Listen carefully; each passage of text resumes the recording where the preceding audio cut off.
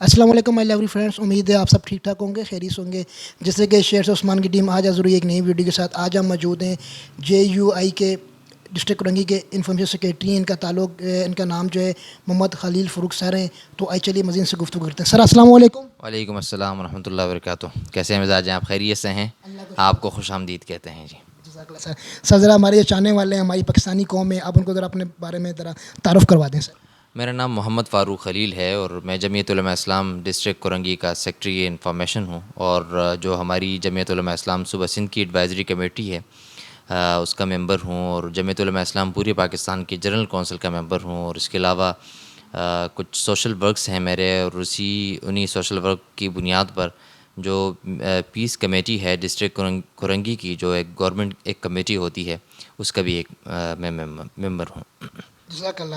اچھا سر، آپ کو سیاست میں آنے کی سوچ کہاں سے آئی؟ دراصل اپنے ارد گرد کے ماحول کو دیکھتے ہوئے، اور پاکستان جو کہ ہمارا ایک وطن بھی ہے، اور ہمارا ایک مادر وطن ہے، اور ہماری ایک محبت ہے، اس کے حالات کو مد نظر رکھتے ہوئے، اور جو پاکستان کے حالات ہیں 70 سال سے چلے آ رہے ہیں، ترقی کے بجائے تنزلی کی جانب یہ گامزن ہے۔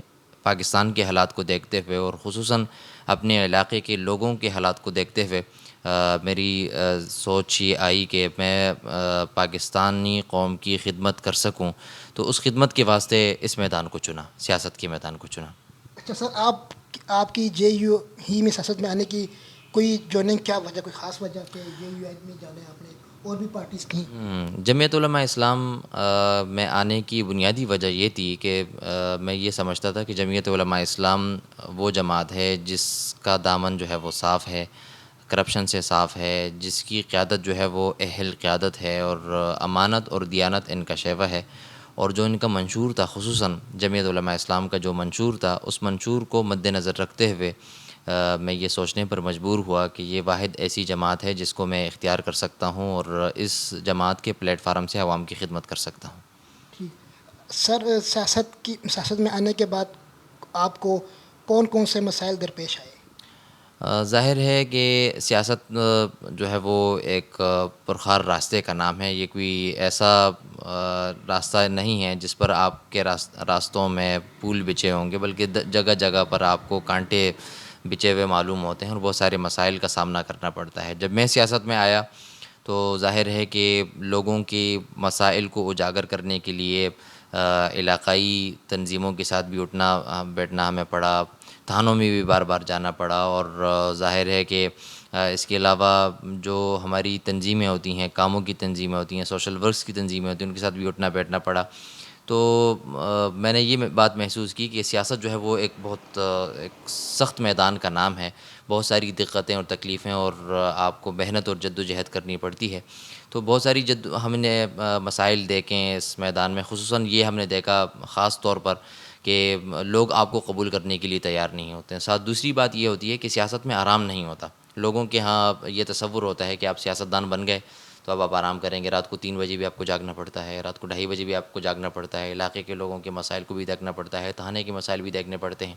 بہت ساری مشکلات تھیں جو ہم نے دیکھیں اور دیکھ رہے ہیں، اس میدان میں رہتے ہوئے ہم دیکھ رہے ہیں، لیکن ہم اپنے کاز کے ساتھ، اپنے مقصد کے ساتھ مخلص ہو کر اس میدان میں جتے ہوئے ہیں، اور اللہ سبحانہ و تعالیٰ سے استعانت اور مدد طلب کر رہے ہیں۔ ماشاء اللہ۔ اچھا سر، ایم ایم اے کی جو کر بہت بڑی سیاست اتحاد تھا، آپ کی نظر میں وہ کیوں نہ چل سکا؟ میں سمجھتا ہوں کہ متحدہ مجلس عمل پہلے بھی موجود تھا اور اب بھی آج بھی موجود ہے۔ ہمارے چند سیاسی دوست جو پہلے ہمارے اس میدان کا حصہ تھے اور اس جماعت کا، اس پلیٹ فارم کا حصہ تھے، وہ ناراض ضرور ہوئے ہیں، اور انہوں نے اپنے پلیٹ فارم سے الگ ہو کر کام شروع کیا ہے۔ ظاہر ہے کہ ان کا اور ہمارا منشور اب بھی ایک ہے، وہ یہ ہے کہ اس پاکستان پر جو کہ اللہ تعالیٰ نے ہمیں ایک عطا دی ہے، اس پاکستان پر اسلامی نظام کا قیام حقیقی طور پر ہو۔ ان کا بھی یہی مقصد اور ہمارا بھی ہے، اور حالیہ دنوں میں وہ بھی حکومت کے خلاف میدان میں برسر پیکار ہیں، اور ہم بھی حکومت کے خلاف میدان میں برسر پیکار ہیں۔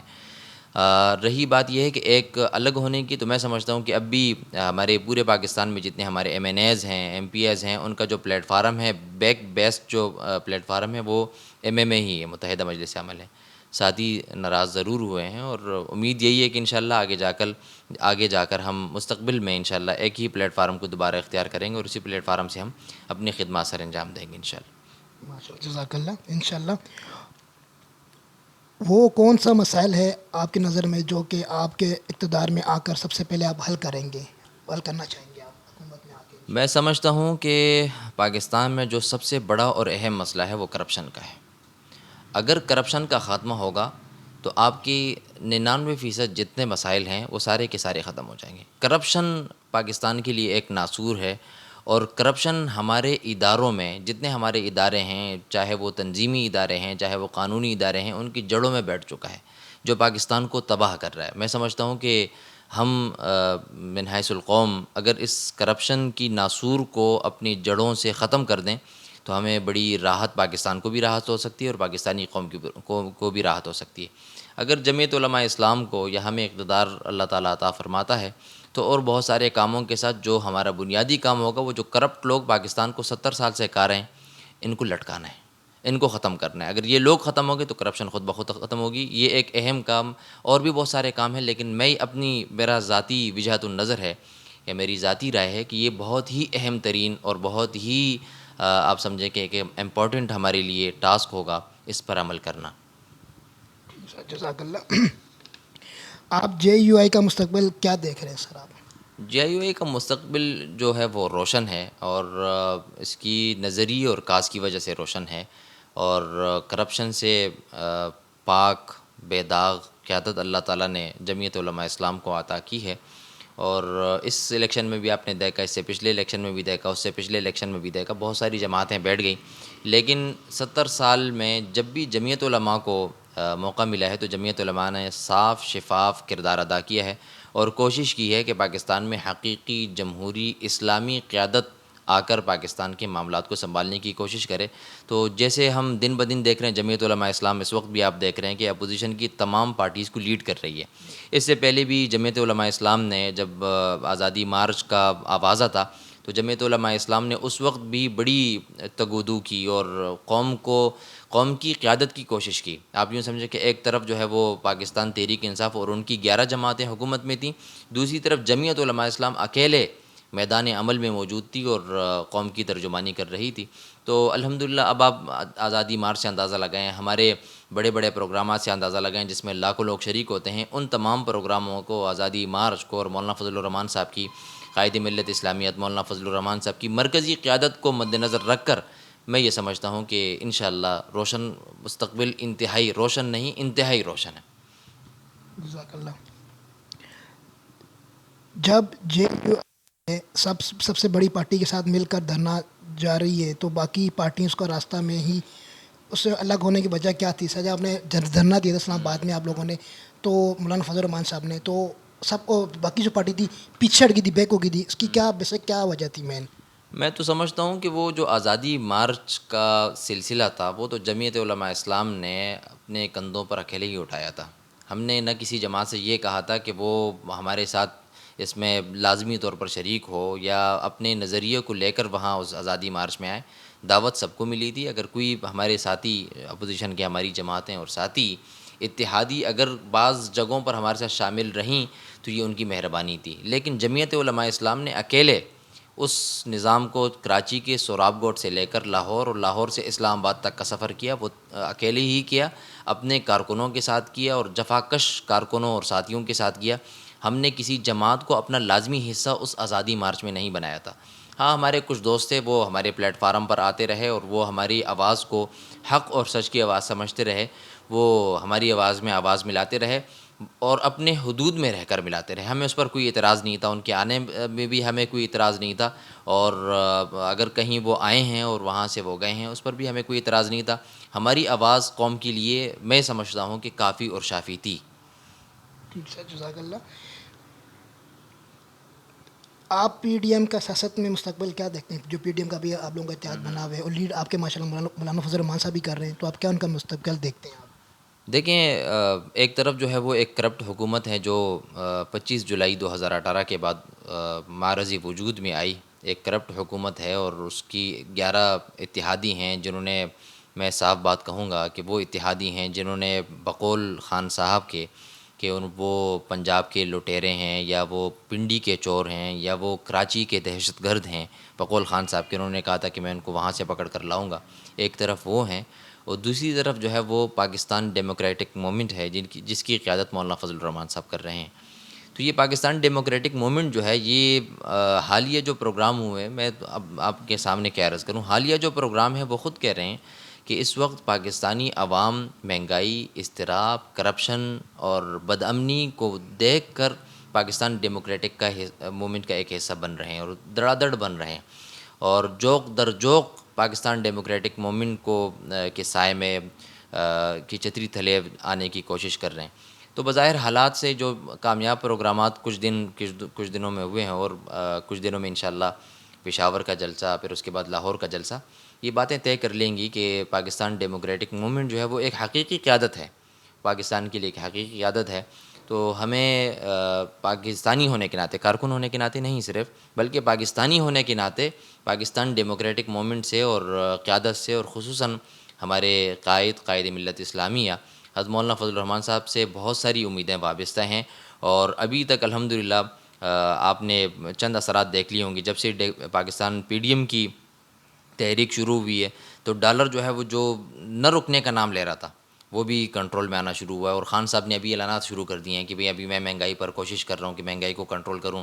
میرے خیال سے کچھ پیسے جو ہے وہ چینی بھی انہوں نے سستی کر دی، کچھ پیسے انہوں نے جو ہے وہ آٹے کے بھی سستے کرنے کا اعلان کر دیا۔ تو میں یہ کہتا ہوں کہ یہ ابتدا ہے، آگے آگے دیکھیے اب ہوتا ہے کیا انشاءاللہ۔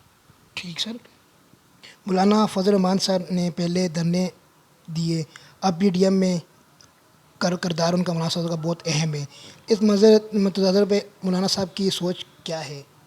مولانا فضل الرحمان صاحب حضرت مولانا مفتی محمود صاحب رحمۃ اللہ علیہ کے صاحبزادے ہیں، اور حضرت مولانا مفتی محمود صاحب رحمۃ اللہ علیہ کا کردار اور ان کے آباء و اجداد کا کردار اور ان کے سیاسی اکابرین کا کردار پاکستان کے سامنے واضح ہے۔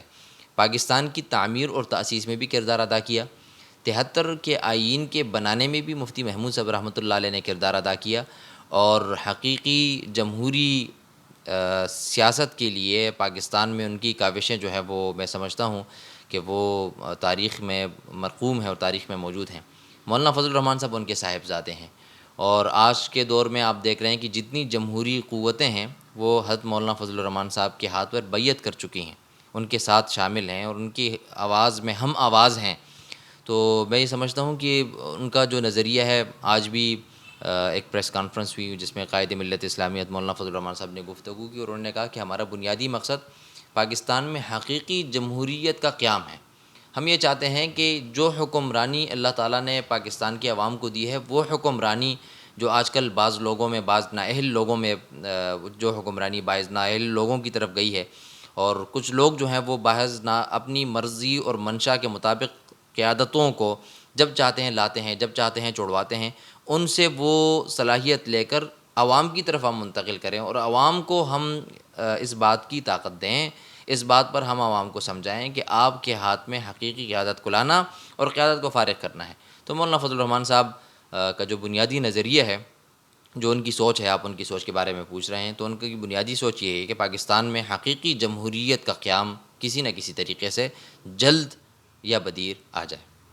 اچھا سر، ایک بات سر، ہم تو سر میڈیا پرسن تو بہت سے لوگوں سے شوٹ کرتے ہیں، لیکن سر آپ جہاں تک ہماری نظریت ہے، سوچ ہے ہم لوگوں کی، سر دیکھیں پی ڈی ایم ہو یا کوئی بھی پارٹی ہو سر، جب وہ اقتدار میں آتی ہے معذرت کے ساتھ، تو غریب عوام کی جو خواہشات ہوتی ہیں، جس طرح عمران خان صاحب نے بولا تھا کہ میں 1 کروڑ نوکریاں دوں گا، 50 لاکھ گھر دوں گا، بےروزگاری ختم ہو جائے گی، سستائی ہو جائے گی، لیکن سر اس طرح تو معذرت کے ساتھ سر جو پارٹی پہ آ جائے سب وہ سارے وہ لولی پاپ دیتے ہیں عوام حکومت سے آنے سے پہلے، جب اقتدار میں بیٹھ جاتے ہیں تو غریب عوام مر رہی ہے بھوک سے، کچھ اس کا خیال نہیں رکھتے۔ سر اس پہ آپ کیا کہنا چاہیں گے سر؟ میں سمجھتا ہوں کہ جو شخص اپنی زندگی میں اسلام کو نافذ نہیں کر سکتا نا، جو شخص اپنی اس 6 فٹ کے وجود پر اسلام کو نافذ نہیں کر سکتا، وہ کیا پورے پاکستان میں اسلام کے نفاذ کے لیے کوششیں کرے گا؟ جو شخص اپنی ذاتی زندگی میں جھوٹ بول رہا ہو، وہ اوروں کے حقوق میں کیا سچ بولے گا؟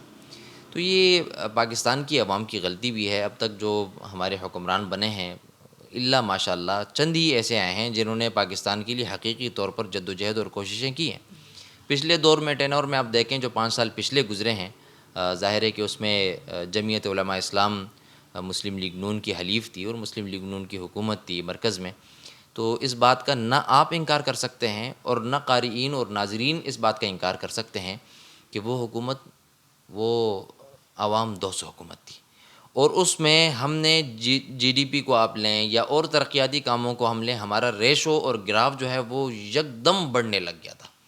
جو جی ڈی پی آپ کو پچھلی دوری حکومت میں آپ نے 6 پوائنٹ اینڈ سم تھنگ پر آپ نے چھوڑا تھا، وہ آج 0 پوائنٹ اینڈ سم تھنگ پہ آ گیا جی ڈی پی آپ کا، اور اسی طرح اور آپ جو ہے وہ پروگریسو امپرومنٹ کو آپ دیکھ لیں، اس کے ریشو کو آپ دیکھ لیں، جو ان کا کام تھا انہوں نے کیا، تو اس پر آپ جو ہیں وہ انکار نہیں کر سکتے، نہ آپ انکار کر سکتے نہ میں۔ مخلص لوگ ہیں اور مخلص لوگ پاکستان میں آئے بھی ہیں، مولانا فضل الرحمان صاحب ہیں، میاں صاحب ہیں، اور بھی بہت سارے ہمارے سیاسی قائدین ہیں جن کے پاس اچھی اور کیپیبل قیادت موجود ہے جو اچھا کر سکتی ہے، بدقسمتی یہ ہے کہ ان کو موقع پورا نہیں دیا جاتا اور ان کو وقت سے پہلے ہی فارغ کر دیا جاتا ہے الزامات لگا کر، اور الزام بھی برائے الزام ہوتا ہے، تنقید برائے تنقید ہوتی ہے۔ بدامنی ہے، کراچی کی بدامنی تھی، یہ تو میرا شہر ہے، اس شہر میں تو ہم پلے بڑے ہیں، کراچی کی بدامنی تھی۔ آپ کیا اس وقت 9 بجے 10 بجے 11 بجے رات میں نکل سکتے تھے؟ نہیں نکل سکتے تھے۔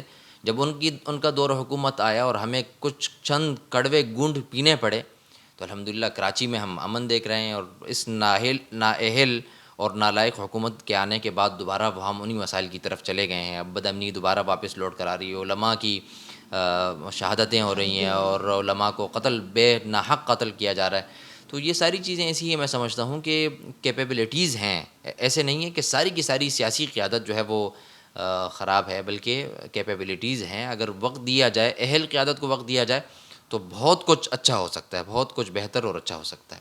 سر آپ نے ابھی بات کی علماء کرام کی شہادت جو دوبارہ ہوا چل رہی ہے، روز ڈائریکٹ کلنگ بڑھ رہی ہے، اس پہ آپ کیا سمجھتے ہیں؟ کیا حکومت کو کہنا چاہیں گے، کیا مشورہ دینا چاہیں گے اس حوالے سے، اور کیا کچھ کیا دینا؟ میں تو سمجھتا ہوں عثمان بھائی، میری نظر میں تو یہی، میرا نظریہ یہ ہے کہ حکومت سے یہ جتنے افعال، یہ بدامنی، یہ ٹارگٹ کلنگ اور یہ ڈکیتیاں اور یہ بدتخوریاں، یہ حکومت سے مخفی نہیں ہیں۔